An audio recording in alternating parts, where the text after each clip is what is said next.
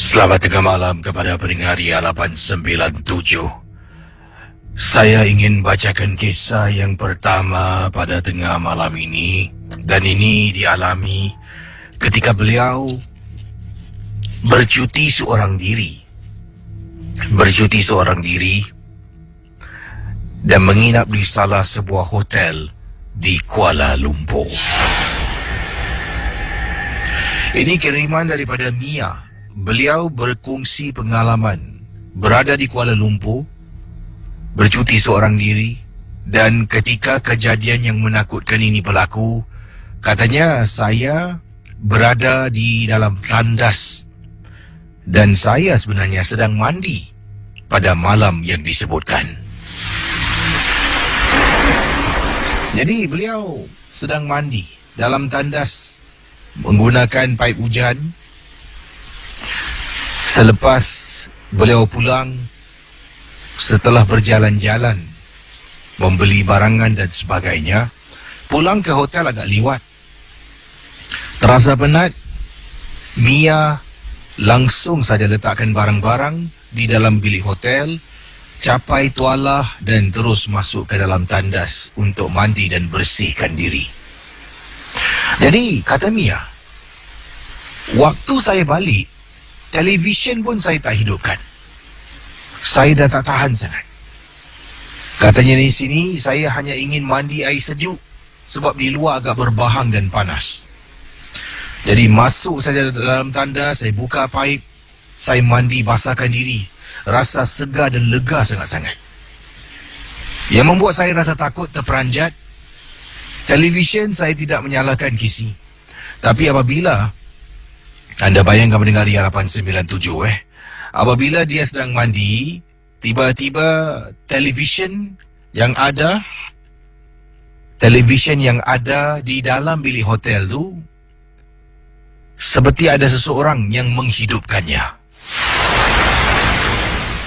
Daripada suara televisyen yang perlahan, kemudian jadi kuat, jadi kuat, jadi kuat, jadi kuat, jadi kuat.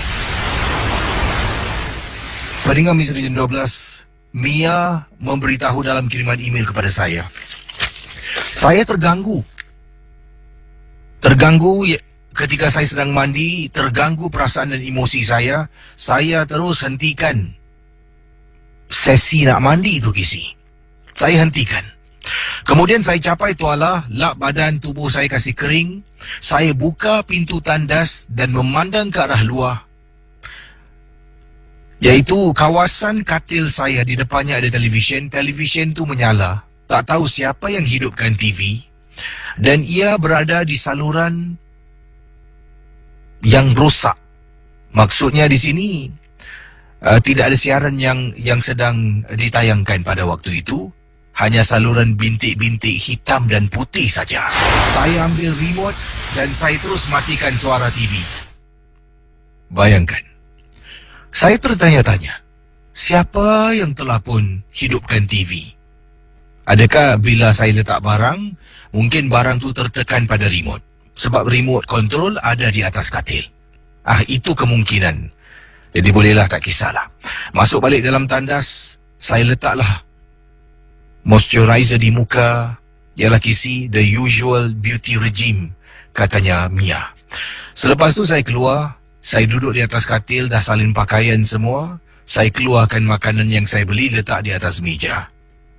Tengah makan, saya pun menonton TV. Akhirnya, dah mengantuk, naik atas katil yang sejuk dengan comforter yang begitu tebal. Saya tarik, nak pejamkan mata, nak tidur. Saya tutup lampu, tapi lampu dekat walkway. Daripada pintu nak masuk ke dalam bilik saya ni ada walkway, kemudian ada pintu tandas. Lampu bahagian sana saya tidak matikan, saya hidupkan lampu tu. Ketika saya sedang nyenyak tidur kisi, sekali lagi televisyen yang ada di hadapan saya menyala dengan sendirinya dan bunyi televisyen tu agak kuat sampaikan saya terbangun dari tidur. Siapa ni? Mana pula remote aku? Saya mencari remote. Saya fikirkan saya tidur, saya terlanggar remote. sehinggakan TV itu menyala dengan sendirinya. Sebab saya tertekan. Cari remote, cari tak jumpa Casey. Rupa-rupanya remote control pada TV ada di atas almari TV di hadapan katil saya.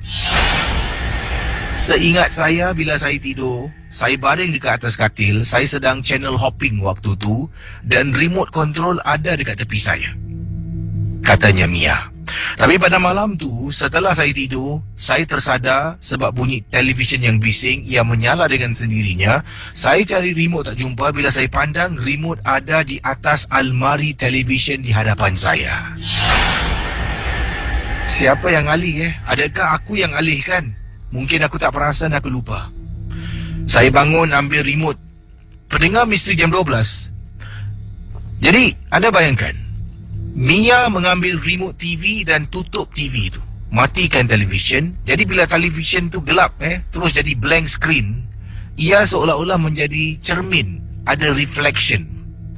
Bila saya tutup TV, alangkah terperanjatnya, saya nampak reflection Casey daripada TV yang gelap dan hitam. Reflection walaupun dalam bilik saya gelap, oleh kerana ada lampu dekat walkway menuju ke arah pintu keluar bilik hotel, lampu tu menyebabkan sedikit sinaran cahaya kepada TV dan nampak refleksi di katil saya. Casey, saya nampak macam ada orang sedang baring. Sedang baring di atas katil saya, Casey, dengan saya. Bila ternampak refleksi itu, saya toleh ke belakang dengan segera. Sememangnya tidak nampak apa-apa pun yang ada di atas katil saya. Pendengar Misteri Jam 12, pada malam tu saya rasa tak sedap hati sangat-sangat. Memang saya ni kalau boleh nak tukar bilik. Tapi saya rasa mungkin mana-mana saya pergi pun ada gangguan sebab saya seorang saja yang tinggal dan saya seorang wanita. Makhluk-makhluk halus ni seperti jin memang sukakan kehadiran wanita. Jadi, apa saya lakukan? Saya keluarkan handphone ataupun telefon bimbit saya. Saya memang ada download surah-surah bacaan. Saya pun download dan buka surah-surah bacaan itu. Saya letak tepi katil saya. Saya tidur dan saya dapat tidur dengan nyenyak sampailah ke pagi. Saya menginap di hotel ini untuk 2 malam saja. Malam yang kedua, apabila saya balik setelah saya keluar juga shopping membeli belah, saya balik hotel seorang diri, kata Mia. Saya buka pintu. Bilik hotel memang gelap sebab saya belum masukkan kunci hotel, kad pada pada Swiss, main Swiss bilik hotel yang saya menginap ini, kata Mia. Apabila saya tolak pintu dengan tangan banyak barang, saya pun letak satu persatu di hadapan pintu. Baru nak tanggalkan sepatu saya, Casey, dalam bilik hotel saya, ini beliau katakan nak percaya atau tidak, terpulanglah pada semua. Tengah tanggalkan sepatu ni, saya terpandang koridor menghala ke ruang tidur bilik hotel. Di sebalik ruang tidur tu, katil saya. Dekat atas katil, Casey, dengan jelas saya nampak macam ada bantal peluk. Casey, mana ada hotel siapkan bantal peluk? Semua adalah bantal biasa. Saya nampak dengan jelas susuk tubuh ni diikat seolah-olah macam mayat ataupun jenazah seseorang. Apabila dah ternampak depan mata, saya waktu tu dah memang tak berani lagi. Saya dengan segera tutup balik pintu. Saya turun ke bawah pergi ke reception. Saya beritahu masalah saya dalam bilik. Reception pun tanya bilik yang nombor berapa. Dia cuba tengok kalau dia boleh pindahkan saya ke tempat yang lain. Ia memakan masa lebih kurang setengah jam.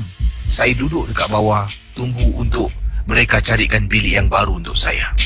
Tak apalah, take your time, asalkan saya dapat bilik, dalam hati saya berkata. Kemudian dia kata okey, dah boleh tukar bilik. Dia kasih saya bilik yang lain. Saya cakap boleh tak minta tolong salah satu bellboy naik atas. Kata boleh. Jadi seorang bellboy ini ikut saya naik atas. Saya pun masuk dalam bilik. Dia berdiri dekat pintu bilik. Saya dengan segera, barang-barang yang saya beli semua saya masukkan sumbat dalam luggage saya. Saya tarik perlahan-lahan keluar. Kemudian sedang jalan menuju ke arah bilik saya yang baru, dibantu oleh bellboy, saya terlupa sesuatu. Jadi saya kata pada bellboy, alamak, Dik, boleh tolong akak tak? Akak lupa lah dekat atas almari ada akak mispek. Boleh tolong ambilkan tak? Boleh kak. Saya pun serahkan kunci pada dia. Dia pergi balik ke bilik saya. Dia masuk dalam bilik itu. Bila dia keluar balik, saya dapat lihat wajahnya pucat, seolah-olah sesuatu yang tak kena. Bila diserahkan pada saya, tangannya menggeletar kisi menggigil. Dik, engkau okey tak? Okey kak. Sekarang baru adik tahu kan kenapa kakak nak tukar bilik. Kakak pun kena juga. Yelah, kalau tak, takkan aku nak tukar bilik. Ya Allah kak, atas katil kak, tengah baring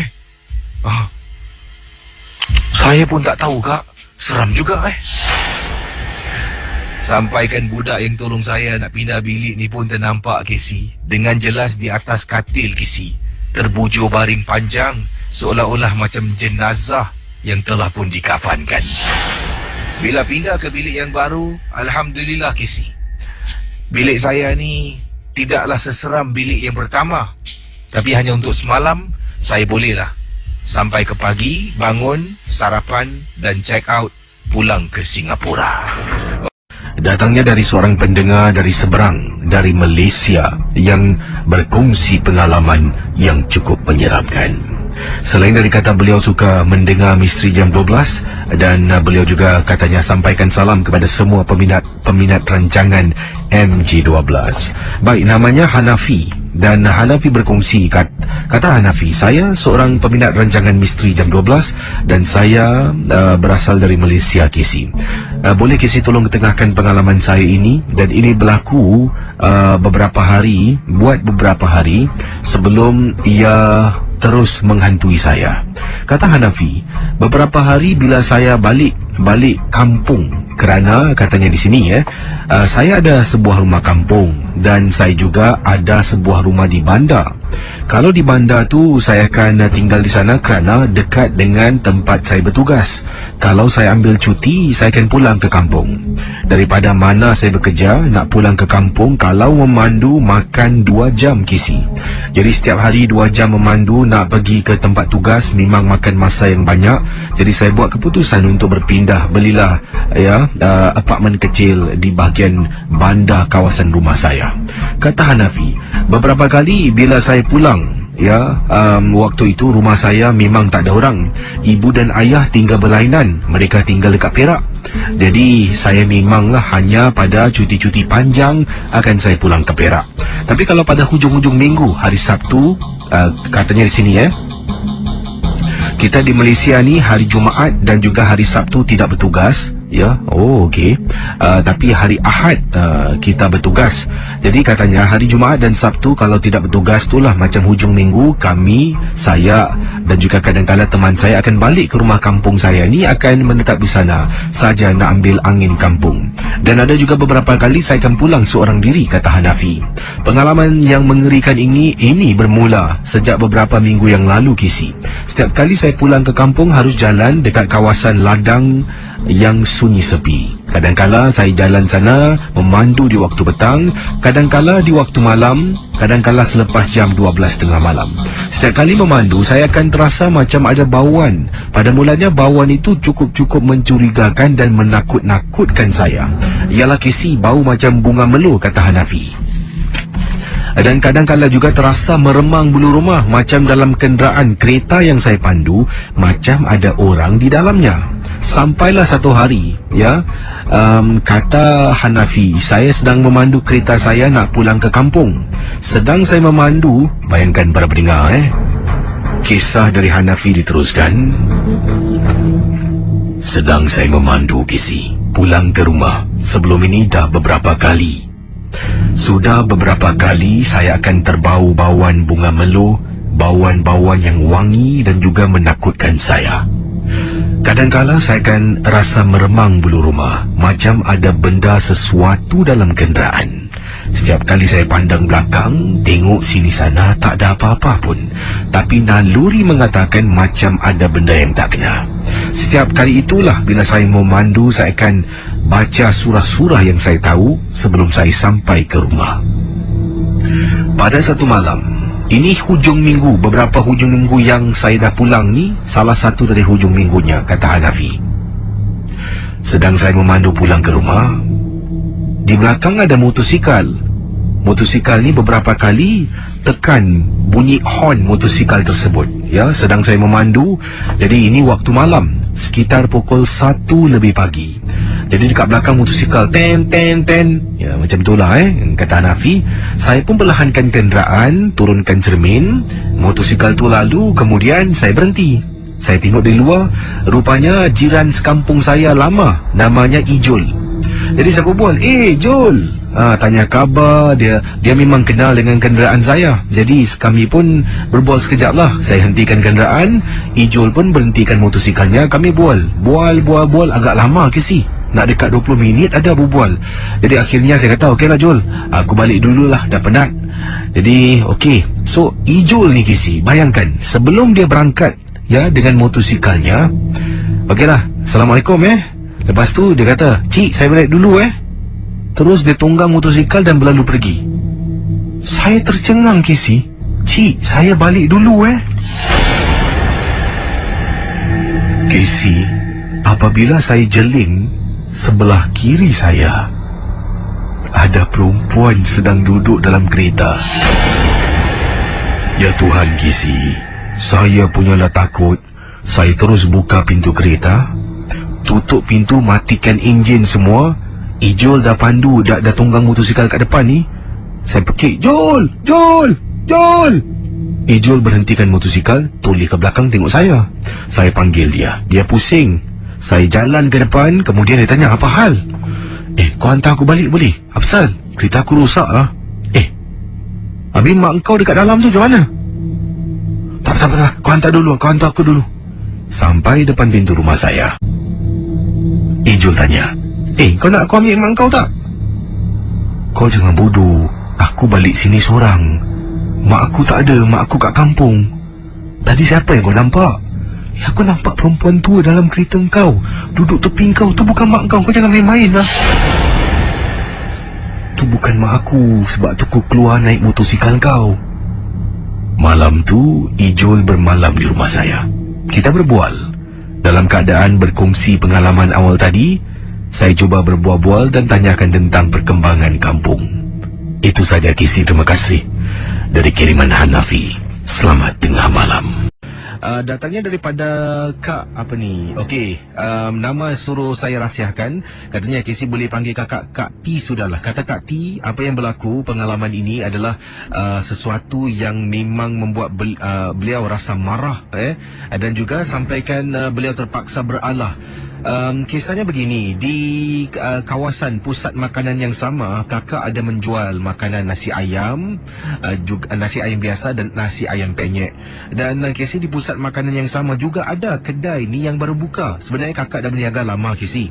Bila kedai ni buka, pada mulanya kakak heran lah, kenapa semakin berkurangan? Adakah mungkin orang yang masak nasi ayam penyet dan nasi ayam ni sama yang jual macam kakak ni, lebih sedap ataupun lebih murah? Tengok harga sama macam harga kakak. Jadi pernah suruh suami belilah nasi ayam tersebut. Jadi bila beli, kakak rasa okey lah, tak sesedap mana pun. Bukan nak cakap kakak punya sedap, tapi macam biasa, macam kakak punya masakan jugalah.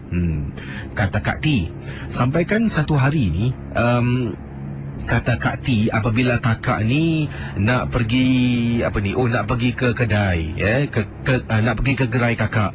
Selalunya kakak akan sampai ke gerai kakak sekitar 4:30 pagi. Sebab kakak dah akan mula memasak dan buat persiapan lah, takut orang pagi-pagi nak makan sarapan. Sebab katanya di sini kakak juga ada jual kuih muih seperti epok-epok, goreng pisang dan jemput-jemput. Jadi bila nak turun lift tu, ada kakak sedang jalan nak menuju ke gerai kakak, terjumpa dengan seorang jiran. Jiran tinggal blok sama tapi tingkat lain. Jadi bila kakak ternampak dia pun baru balik dari tugas. Dia ni kerja airport. Jadi dia teguh, Kak T, dah lama tak nampak. Kak T dah tak berniaga lagi ke? Dia tanya kakak. Kakak tanya, apa pula awak cakap macam tu? Hari-hari kat kedai? Tak adalah, selalu saya datang tengok kedai Kak T selalu gelap, tutup, tak ada orang. Terus kakak diam. Kakak kata, oh ya ke, mungkin adalah kakak berehat lah, penat. Itulah, jangan lama-lama kak, rindu sangat nak makan kakak punya nasi ayam penyet. Terpaksa saya pergi ke kedai hujung tu. Jadi budak tu naik. Kakak batalkan niat untuk buka kedai. Kakak beritahu suami kata meripik. Suami pula yang buka kedai. Hari tu kakak jumpa seorang ustaz. Beritahu masalah. Ustaz kata, jangan kita tuduh sembarangan. Usul periksa, tak apa. Awak ambil air ni, awak renjis depan kedai. Kita tengok macam mana. Jadi kakak ambil. Ada satu air ni dibaca oleh ustaz. Masuk dalam botol mineral lah. Kakak bawa air tu, kakak masuk dalam tempat penyembuh tu, kakak tekan spray depan kedai. Dan kisah dengan kuasa Tuhan, kata Kak T, kedai kakak ni, tiba-tiba customer regular kakak datang beli. Dan hairan, bukan satu, malah lebih dari 5 pelanggan kakak kata, dah lama tak nampak kakak. Sebab selalu datang, nampak kedai kakak tutup. Jadi kakak rasa macam ada benda yang tak kena ni Kisi. Kemudian, tak tahulah adakah orang yang sama atau tidak. Saya tak nak sebut nama kedainya kawasan mana. Kalau sebut nanti, oh tahu ni kedai ni. Sebab tu saya diam kat sini. Tak boleh sebut-sebut. Ni dangerous maximum.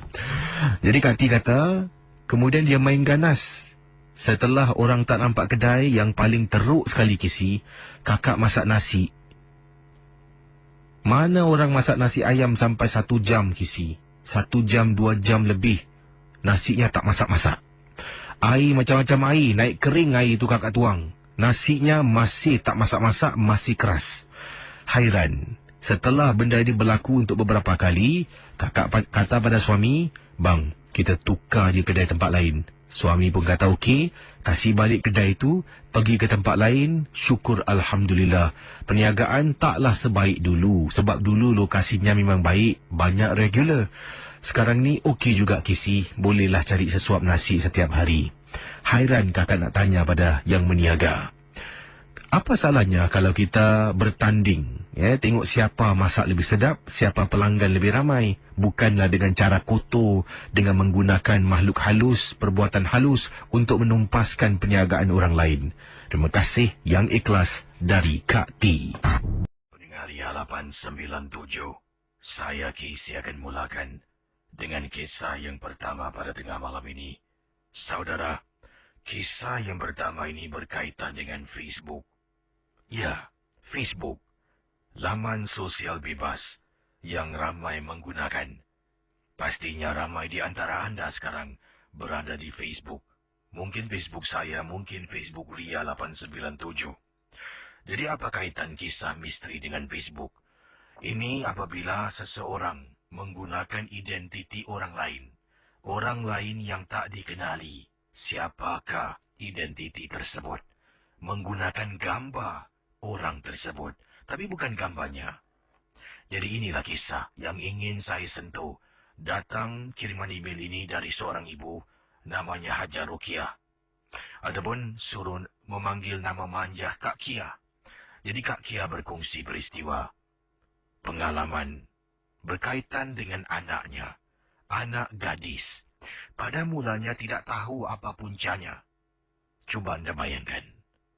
Kita teruskan kisah dalam misteri jam 12. Selamat tengah malam Kisi dan juga pendengar Ria 897. Sebut nama saya Kak Kia sudahlah. Panggilan manja kepada pendengar Ria 897 FM. Kak Kia ingin ceritakan. Pengalaman ini berlaku kepada anak gadis Kak Kia.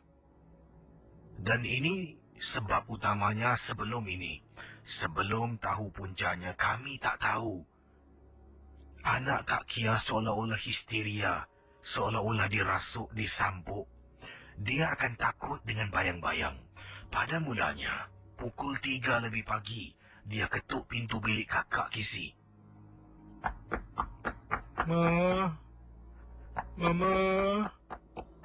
Mama.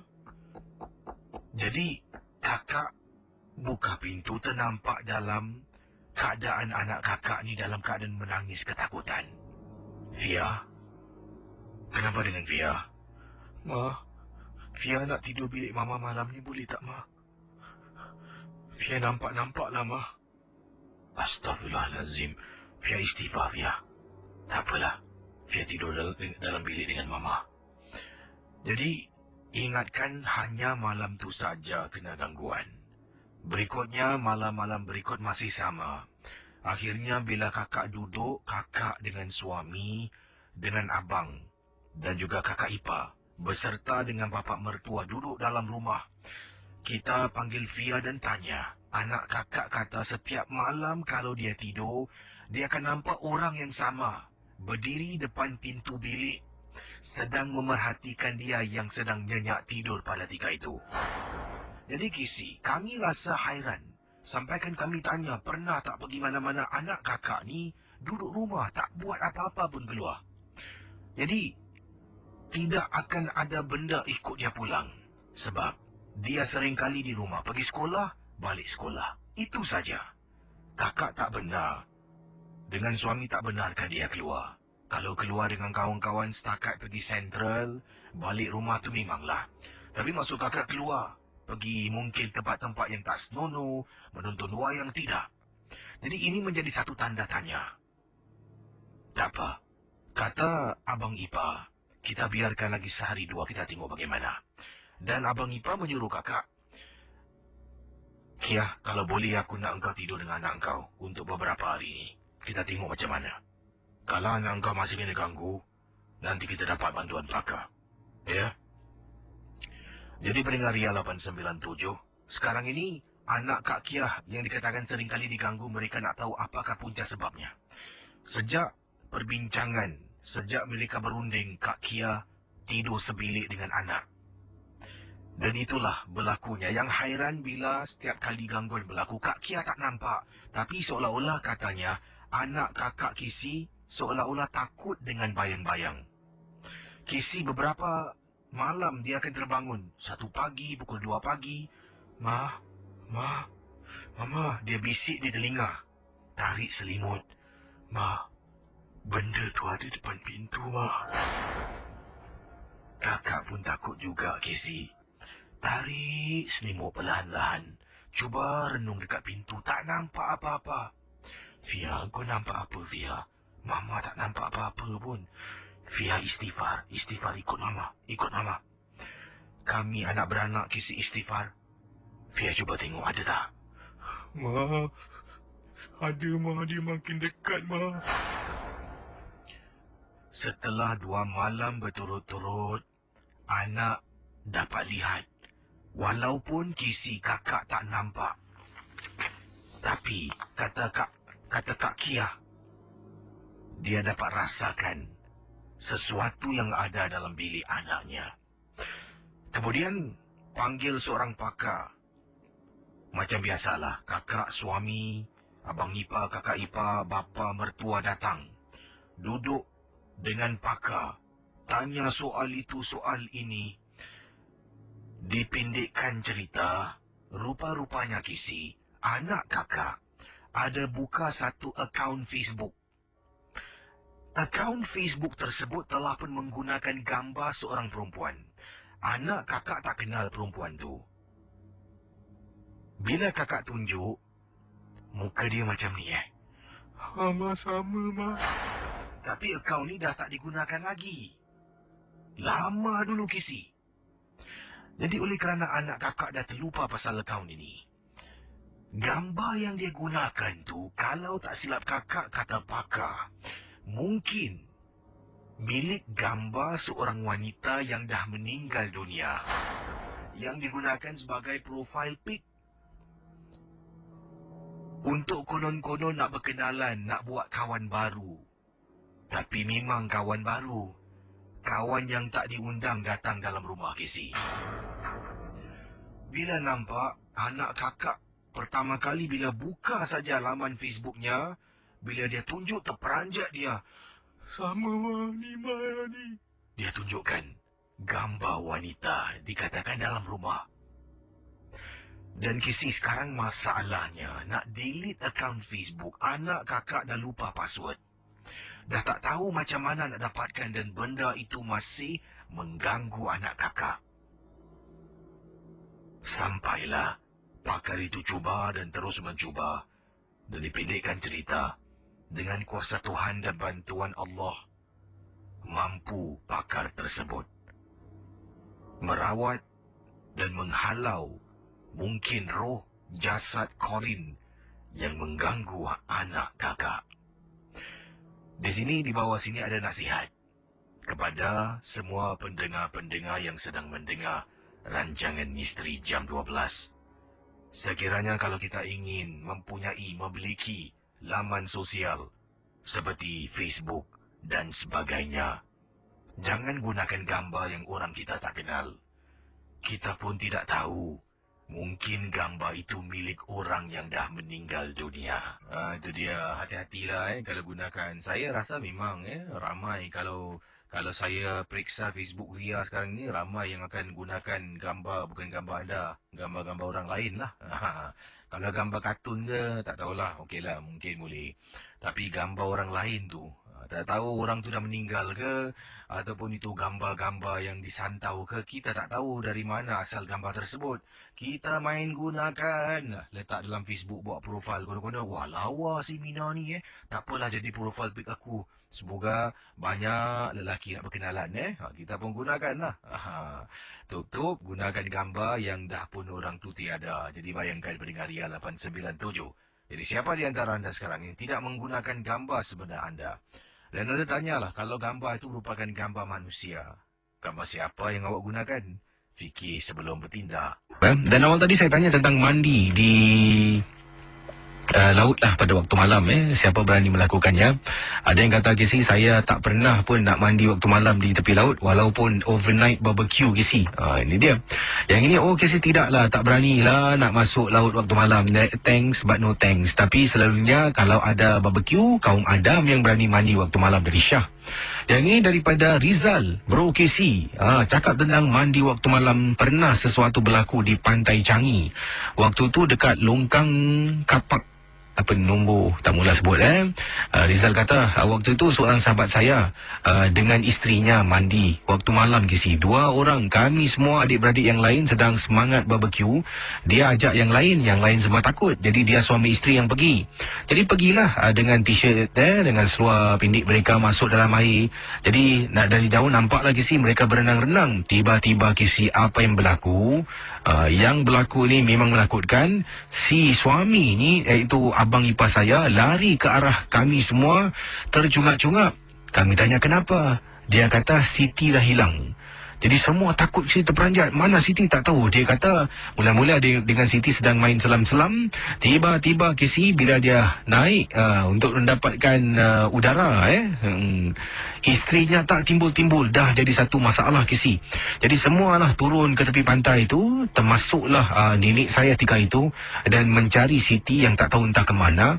Kisi, kami suluh cari punya cari. Kisi dah tahu, rupa-rupanya si isterinya langsung dari tadi tidak pun mandi dalam air dengan dia. Isteri pergi kedai, Kisi. Bila isteri balik, semua terperanjat. Isterinya baru balik kedai dengan anaknya dan anak saudara saya. Beli aiskrim. Suami dah terperanjat, Kisi. Dia pergi tepi pantai mandi, rupa-rupanya bukan dengan isterinya, malah tak tahulah dengan siapa. Seram, Itulah, siapa suruh mandi laut malam, kan? Nak tunggu mandilah, ada matahari ke, Heran. Apa khabar, Kisi dan juga para pendengar Misteri Jam 12? Kisi, saya adalah seorang pemandu teksi, dan Kisi boleh panggil saya Encik Yatim saja. Kata Encik Yatim, beliau mempunyai pengalaman. Tadi ada saya baca kiriman emailnya ni, dan pengalaman ini bila dia memandu teksi. Kata Encik Yatim, pengalaman ini berlaku 3 tahun yang lalu. Dan waktu itu, teksi saya ditahan oleh seorang lelaki yang sebaya dengan saya. That means, maksudnya ini seumur lah. Mungkin Encik Yatim usianya mungkin 40 tahun. Lelaki yang tahan teksi itu mungkin dalam 40 tahun jugalah yang menahan teksi. Jadi bila lelaki ditahan, saya masih ingat lagi, Kisi. Waktu itu, 3 tahun yang lalu ketika perkara yang menakutkan ini berlaku, pastinya selepas jam 12 tengah malam. Tapi waktu yang tepat saya tak tahulah. Selepas jam 12 tengah malam, teksi saya ditahan. dan teksi saya ditahan di kawasan Chua Chu Kang. Saya tak nak sebutkan nombor bloknya, tapi Casey berdekatan dengan longkang besar di salah sebuah kawasan di Chua Chu Kang. Di mana tu agaknya? Kata Encik Yatim, bila memandu, untuk pengetahuan Casey lah, kita pemandu teksi, kalau pandu selepas jam 12 tengah malam, nampak saja penumpang ataupun orang jalan berdiri tepi jalan, kita akan berlumba-lumba untuk mendapatkan penumpang tersebut. Sebab Casey, midnight charge, ya memang pastinya boleh dapat duit yang lumayan. Jadi saya nampak lelaki sebaya dengan saya sedang berdiri di tepi jalan. Dari jauh saya dah high beam. Lelaki tu pun angkat tangan. Rezeki saya. Saya pun datang menghampiri memandu teksi. Sampai saja depan lelaki itu, saya berhenti. Kemudian lelaki itu buka pintu. Pintu depan dia buka. Dia kata, "Bang, boleh tolong saya tak bang? Abang hantarkan mak saya. Saya tak boleh ikut lah bang." Saya tengok dia. "Oh, jangan takut bang. Saya kasih duit sekarang. Abang hantar mak saya pergi tempat ni lah. Nanti saya cakap. Boleh.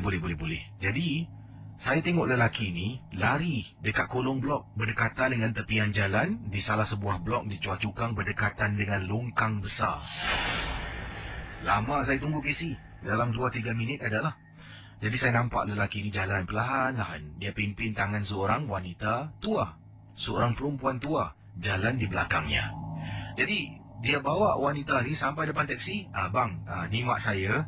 Dia duduk belakang Dia buka pintu, wanita tua tu masuk. Terus dia tutupkan pintu. Kemudian, "Bang, ini $50. Abang tak perlu kasih duit balik. Abang ambillah semua." Tak boleh. Nanti saya kasih mak awak. Abang jangan cakap dengan mak saya pun. Mak saya tak boleh berbual. Dia tak boleh dengar, dia tak boleh berbual. Abang hantar je. Mak awak ni nak pergi mana? Tanya Cik Yatim. Okey. Abang bawa mak saya. Abang pergi masuk dalam kawasan. Casey bila dengar ni berderau darah saya. Abang bawa mak saya pergi pusara aman. Saya tercengang, kata Cik Yatim. "Bang jangan takut bang, tak ada apa-apa bang. Mak saya nak pergi menziarahi kubur arwah bapak saya. Saya tak boleh hantar sebab saya kena kerja. Tapi saya tengok lelaki tu," kata Cik Yatim, "pakai seluar pendek dengan t-shirt. Takkan nak pergi kerja." Kemudian dia letakkan $50 dekat tempat duduk depan. Dia tutup pintu. Dia terus jalan. Saya terus mula pandulah. Pandu, saya tengok makcik ni duduk belakang diam tak berbual. Dan dia kata mak dia tak boleh dengar, tak boleh bercakap. Jadi saya diamlah. Pandu dan sampai kawasan tanah perkuburan. Saya dah sampai ni Casey, kata Cik Yatim. Bayangkan para pendengar ya. Makcik, saya angkat tangan lambai-lambai. Pasal dia tak boleh dengar, angkat tangan lambai-lambai makcik. Saya tunjuk tangan macam nak ke mana lepas ni, nak belok mana. Makcik ni angkat tangan, dia tunjuk jalan terus. Tapi tak cakap, dia cuma tunjuk je. Jari telunjuk kata terus. Saya pandu terus. Pandu punya pandu. Casey, sampai dekat hujung jalan dead end, ada bus stop. Dia tunjuk suruh berhentikan dia dekat bus stop. Bus stop tu memang tak ada bas lalu lalang Casey. Tengok jam, dah lepas 12 tengah malam, kata Encik Yatim. Saya pun turunkan makcik tu. Casey nak tahu apa? Bila sampai dekat bus stop, saya tuli. Makcik dah... Casey dekat belakang teksi saya. Tak ada orang, Casey. Saya pusing. Saya sampai keluar teksi, periksa kiri kanan. Mana makcik ni? Aku tak nampak pun dia keluar dari teksi aku. Saya masuk balik, tutup pintu. Sedang memandu, saya hidupkan lampu depan, lampu belakang teksi. Dalam teksi ada lampu, Casey, kata Encik Yatim. Saya hidupkan depan dan belakang, pandu keluar daripada kawasan tanah perkuburan, tak berani tengok ke belakang. Sepanjang perjalanan, saya dalam hati macam maki hamun. Lelaki yang suruh saya hantar tak tahulah siapa. Saya tengok duit $50 masih ada lagi. Casey, selepas itu, beberapa hari kemudian, isteri saya kena gangguan, anak gadis saya kena gangguan dalam rumah. Katanya dia seringkali, sekalau tidur, akan ternampak susuk tubuh wanita tua dengan mukanya yang pucat di tingkap rumah. Rupa-rupanya Casey, lelaki itu macam seolah-olah buang saka dalam teksi saya. Kisi nak tahu, bila saya cuci teksi saya satu kali ini, terperanjat apabila seorang budak lelaki ini memberikan saya sesuatu. Dia kata, "Bang, ni dalam teksi abang." Saya angkat kisi, adalah benda dalam satu bekas yang disimpan, katanya dibalut, ya, diikat dengan kain berwarna hitam. Saya rasa itu benda lah yang dia humban dalam teksi saya. Terima kasih, kata Encik Yatim. Selamat tengah malam. Peristiwa yang beliau tak dapat lupakan. Okey, kisah ini sebelum kita berehat, saya bacakan satu lagi kisah. Ini kiriman daripada mana ni? Okey, beliau gunakan nama samaran. Katanya jangan sebut nama yang tertera di alamat email. Kalau kisi terbaca, kisi tak perlu baca kiriman saya. Okey, saya takkan baca nama anda. Saya gunakan nama Ina. Ina, I-N-A. Ina bukan nama sebenar, nama samaran. Pengalaman berlaku di rumah beliau, iaitu terletak di kawasan Clementi. Beginilah kisahnya. Selamat malam kepada pendengar-pendengar Misteri Jam 12. Nama Ina bukan nama sebenar, nama samaran yang saya gunakan di sini. Ina berkongsi pengalaman berlaku di rumah Clementi dan kejadian ini terjadi selepas Ina mimpi. Ina pernah mimpi dikejar oleh sejenis lembaga tinggi besar hitam. Dalam mimpi, Ina lari sampaikan terjatuh. Bila dah terjatuh, baru tersadar dari tidur. Jadi setelah kejadian mimpi yang menyeramkan yang pertama tu, masih ingat lagi mimpinya. Keadaan pelik mula berlaku dalam rumah. Betul Kisi. Kadang-kadang malam-malam tengah tidur dengan suami, berdua saja. Kami dah berumah tangga tapi masih belum ada zuriat. Tengah tidur, nanti akan dengar bunyi telapak kaki orang jalan dengan lajunya dalam rumah. Dalam rumah bukan atas, bukan bawah, tapi dalam rumah dengan telapak kaki orang jalan dengan pantas. Malam-malam kadang-kadang dengar bunyi orang buka paip air. Bunyi paip air di singki air di dapur. Pernah bangun Kisi, kata Ina. Keluar dari bilik pergi dapur, tengok tap paip air itu memang tutup rapat. Tapi bila dengar bunyi air datang dari mana? Mustahil rumah orang sebelah buka paip boleh dengar. Pendengar Misteri Jam 12, Ina menceritakan lagi. Selain daripada kejadian aneh, bunyi telapak kaki, bunyi air, kadang-kadang suami pernah nampak, Ina pun pernah nampak, kita pernah nampak kelibat.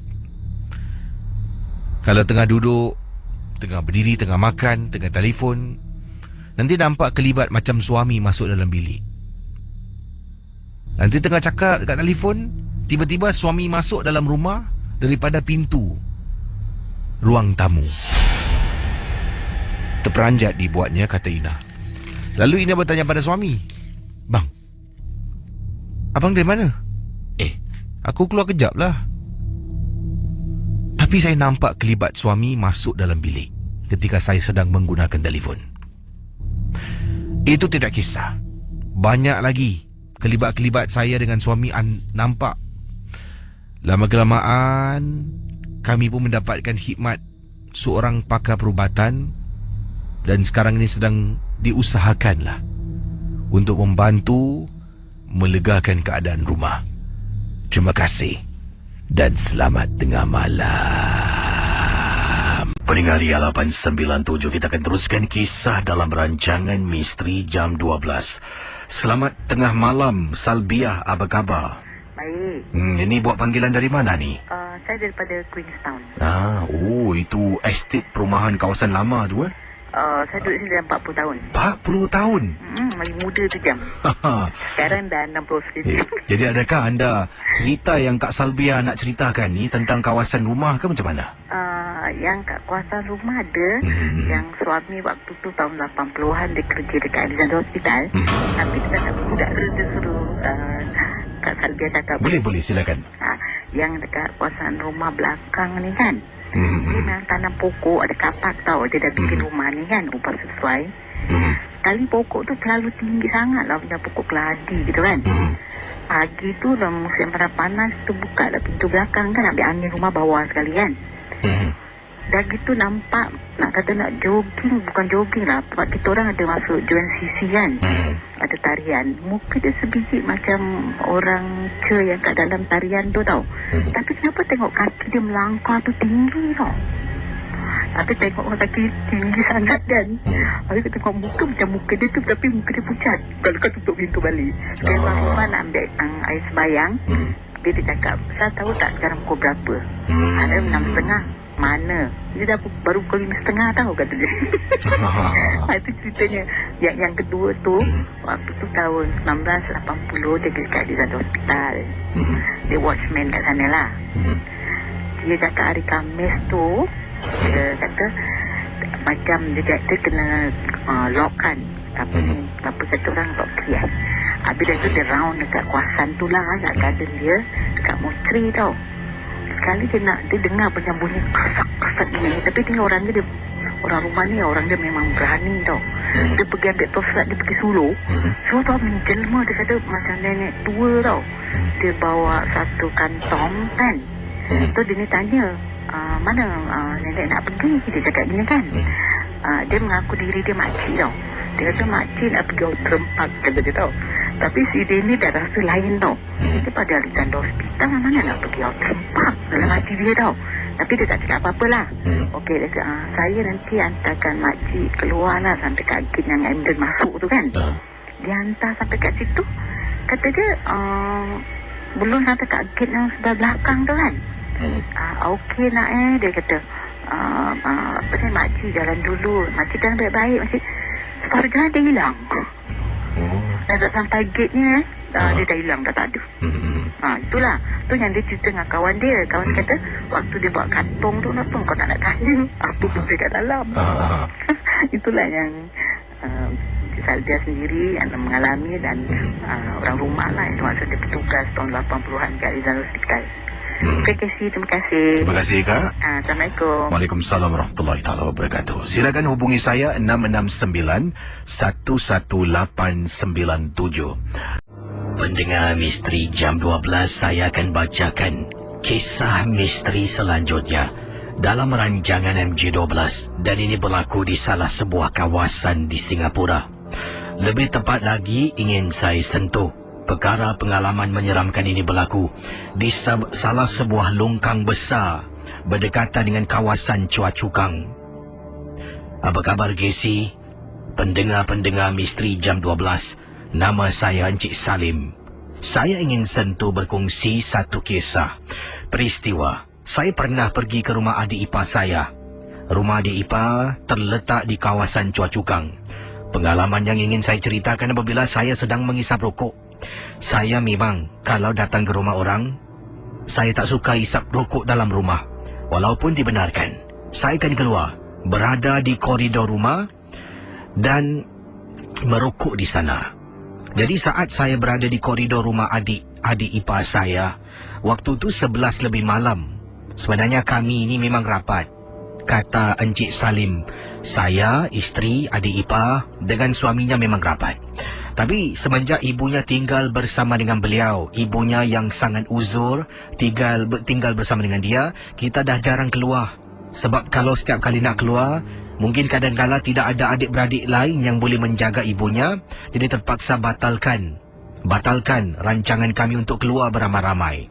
Tapi kami juga sering kunjungi rumah beliau, datang bawa makanan dan menonton filem-filem yang kami juga beli dari seberang. Jadi malam ini disebutkan, seperti saya katakan awal tadi, walaupun kami rapat, saya kalau datang rumah orang, saya akan keluar dan menghisap rokok di kawasan koridor rumah. Waktu 11 lebih malam di kawasan Chua Chu Kang, depan rumah adik saya kelihatan ada longkang yang besar di kawasan Chua Chu Kang, Gisi. Sedang saya merokok seorang diri, tiba-tiba saya terperasan dalam longkang tersebut macam ada makhluk berwarna putih sedang bergerak laju, seperti kelihatan benda tu macam lari. Jadi daripada merokok, saya perhatikan lama saya tenung benda tu lari dari satu sudut ke sudut yang lain.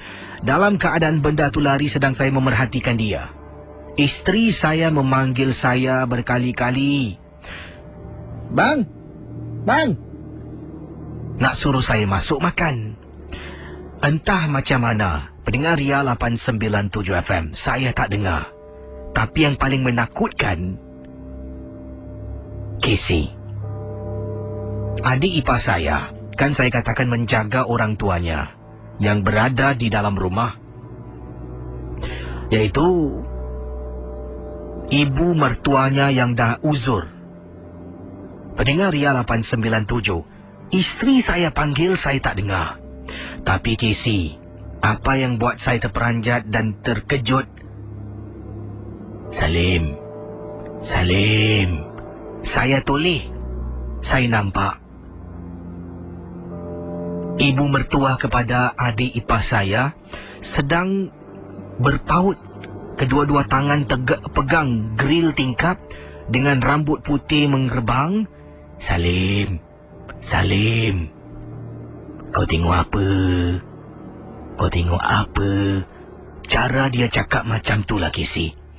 Jadi isteri panggil-panggil tak dengar sampai isteri saya bangun depan pintu. Bang, saya toleh terperanjat. Isteri tanya, bang, saya panggil abang dari tadi, abang toleh tapi abang tak menyaut. Abang cakap dengan siapa ni? Kali itulah, kata Encik Salim, saya pandang tingkap bilik. Tingkap bilik memang terbuka, nampak grill. Tapi ibu mertua kepada adik ipar saya dah tak ada di tingkap. Saya rasa terperanjat. Saya tengok balik. Pusing balik kepala saya tengok di longkang. Di kawasan Choa Chu Kang, benda putih lari laju yang saya nampak awal tadi dah tidak ada. Jadi saya rasa tak puas hati. Sedangkan saya tahu ibu mertua adik ipar saya sakit tenat. Jadi apa saya buat? Sebelum saya masuk ke dalam rumah, jadi saya kata pada isteri, kejap, abang buang rokok. Saya pun konon-konon campak rokok jauh lah. Kemudian pakai selipar nak pijak. Sambil saya pijak, saya menjenguk dalam bilik ibu adik ipar saya, Casey. Ibu mertua sedang baring di atas katil dan berselimut. Saya rasakan macam ada benda yang tak kena dalam rumah itu. Saya masuk balik dalam rumah, mereka sedang makan sekeluarga. Jadi, bila kami duduk di meja makan, kata Encik Salim, adik ipar saya dengan suaminya memandang ke arah saya. Isteri saya memandang ke arah dapur. Saya duduk meja makan ni memandang ke arah bilik.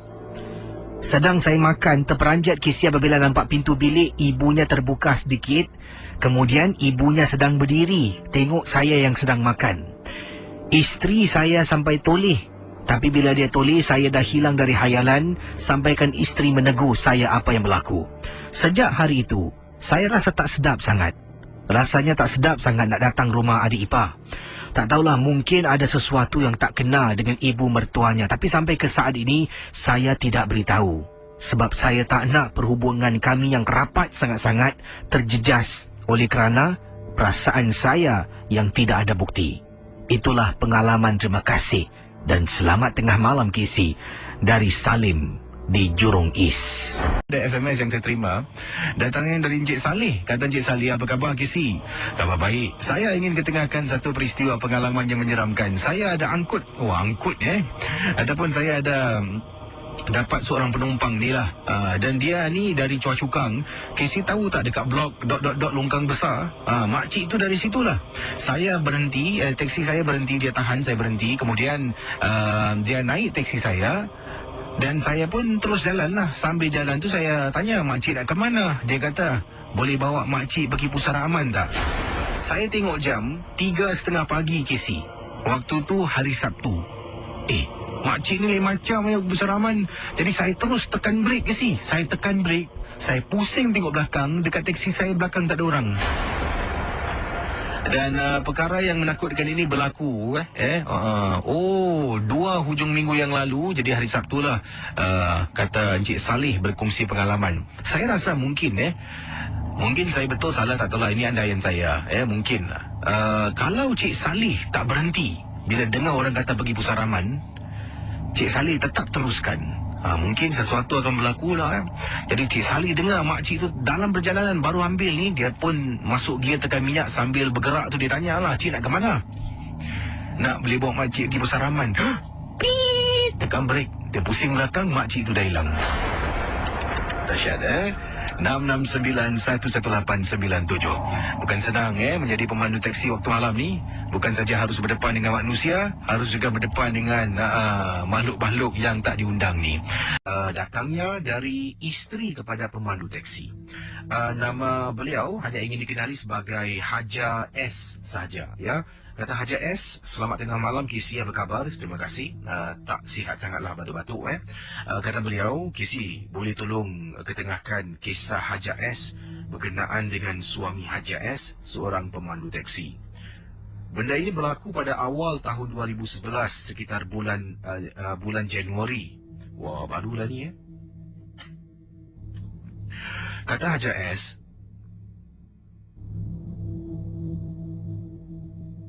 baik, kata beliau, suami memandu teksi dan seringkali suami memandu di waktu malam. Dan hanya pada hari-hari tertentu, kalau relief driver tidak boleh memandu pada waktu petang, dialah yang akan memandu dari petang sampailah ke malam. Jadi kata Haja S, pendapatan suami, setiap hari pendapatan suami antara 200 hingga 300 dolar. Dan setelah tolak sewa adalah dalam lebih kurang, dan setelah tolak sewa dan minyak adalah lebih kurang suami bawa pulang dalam 150 dolar ataupun 100 dolar sehari. Dan itulah pendapatan. Dan Haja dan suami selalu menabung. Kita akan pergi simpan duitlah ke dalam bank, dan juga sedikitnya akan dibuat perbelanjaan seharian.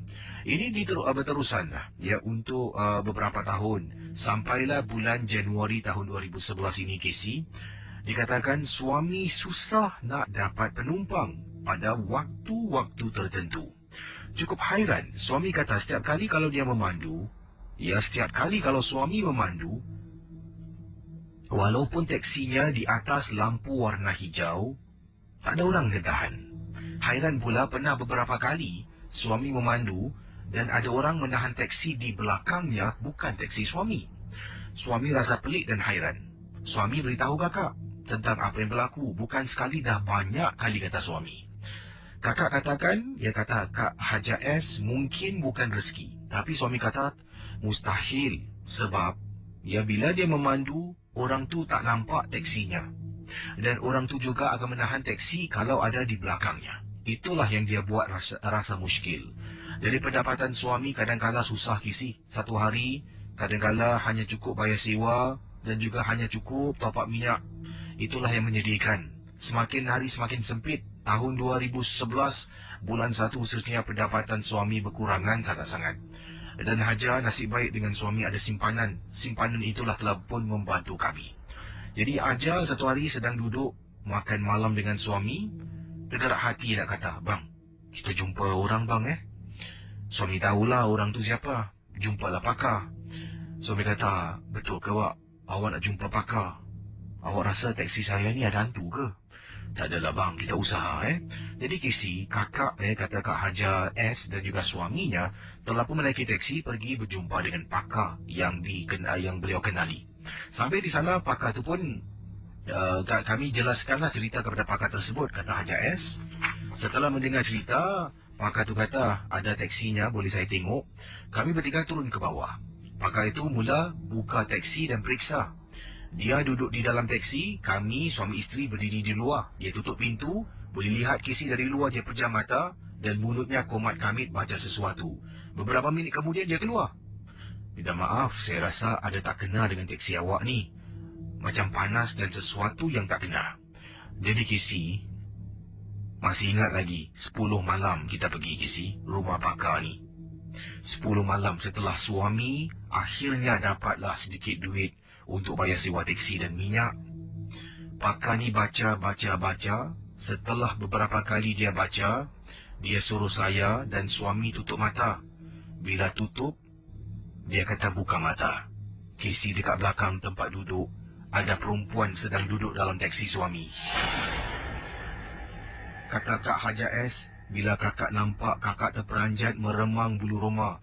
Kita nampak dari belakang sebab kita berdiri di belakang teksi suami. Wanita tu duduk saja. Kata pakar tu, mungkin agaknya orang nampak dalam teksi ada orang tak? Sebab tu orang tak tahan.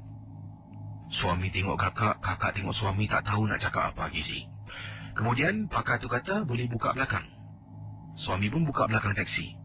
Kemudian pakar tu cubalah angkat sana angkat sini, terperanjat Gizi. Dekat celah-celah teksi terjumpa ada bungkusan warna kuning yang diikat rapi. Pakar tu buat keluar. Ni apa benda ni? Suami terperanjat. Kata Kak Haji S, saya pun terperanjat. Apa benda ni bang? Mana abang tahu? Saya rasa ni ada orang letak ni. Kisi, selidik punya selidik nak tahu apa? Rupa-rupanya barang yang diletak itu diletak oleh relief driver yang tak puas hati dengan suami kakak. Sungguh sedih dengan sikapnya Kisi. Benda tu dibuang, gangguan dah tak ada. Teksi suami kakak dah macam biasa, boleh cari rezeki. Hairan Kisi, relief driver letakkan barang tu. Dia letakkan barang tu tak tahulah apa hajat dan niat dia, tapi kenapa agaknya sampai macam tu. Terima kasih. Dan terima kasihlah Kisi kerana sudi membaca kiriman email Haja S, Kak Haja S kepada para pendengar Misteri Jam 12. Selamat pagi. Selamat pagi. Hai, siapa bercakap ni? Saya Cik Muhammad. Cik Muhammad buat panggilan dari mana ni? Saya sekarang berada di... saya memandu teksi lah. Sedang memandu. Okey, ada pengalaman tentang apa? Silakan. Okey, ini ketika satu malam tu saya ambil satu customer passenger daripada town lah. Okey. Nak ke Hougang daerah Hougang. Situ ada rumah-rumah teres lah. Sampai sana lebih kurang pukul 3 pagi lah. Saya nak jalan keluar daripada tempat situ, saya sesat lah. Pusing tak dapat jalan keluar ni. Ini tengok kan dah masuk pukul 4 pagi ni. Tapi akhirnya saya dapat jalan keluar. Tak dapat jalan keluar ni, keluar dia pergi depan Hougang Stadium mana lah. Di situ ada pokok besar. Tiba-tiba saya yang kepala terpusing, terpandang kat pokok tu. Bawah situ ada perempuan tahan teksi saya. Okey, Perempuan tu, lepas tu dia bawa sesuatu lah, dia macam gendong sesuatu lah, pokok sesuatu. Kali dia pakai baju warna hitam, panjang, long dress. Saya berhentikan teksi saya, dia naik lah. Rupanya dia bawa bunga lah. Okey. Bunga Cina mati lah kasi. Dia naik satu teksi baru wangi lah. Saya tanya dia nak ke mana kan. Dia cakap nak pergi Amokyo. Okay lah, saya pandu. Sepanjang pandu tu saya pun heran lah. Mana pukul 4 pagi perempuan ni buat apa bawa bunga lagi. Lepas tu saya cakap dia, saya jalan terus saya beri arahan jalan ni, saya cakap jalan terus, saya belok kanan dia tak cakap banyak lah, dia cakap yes please. Itu je lah. Sampai ke tempat blok tu, ujung sekali ada dekat Amokyo dekat Amokyo satu blok ujung sekali ada suruh saya berhenti. Dia bayar saya, dia suruh saya simpan duit belin. Tapi saya sempatlah tengok kuku dah hitam ada sini. Saya daripada turun tak dengar, turun cabut dah. Wah. Ini memang kalau bawa teksi malam macam-macam lah. Ini ada, sementara anda telefon ni, kisah anda agak-agak macam serupa dengan SMS yang saya terima. Ini ada seorang lagi pendengar, katanya beliau pemandu teksi. Dan beliau pernah memandu seorang wanita ni, juga wanita Cina. Awak tadi pandu wanita Cina Saya. Ini dia kata dia pernah memandu. Ni Cik Osman yang berkongsi pengalaman. Dan wanita Cina ni samalah, arahkan beliau pergi ke destinasinya. Bila sampai sana, dia keluarkan duit $50, dia letak atas depan dekat teksinya lah.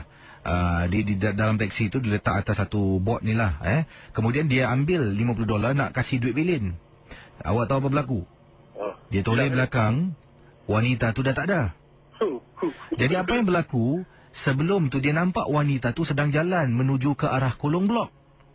Jadi dia pun kejar, dia kata, Miss, your change. Dia tinggalkan taksinya, ikut kejar wanita tu. Sampai kolong blok, dia nampak ada beberapa orang sedang duduk di kolong blok. Rupa-rupanya bawah kolong blok tu ada majlis kematian. Jadi bila dia cari, dia terperasan ada gambar besar. Dia tengok, ni gambar yang tadi perempuan tumpang taksi aku.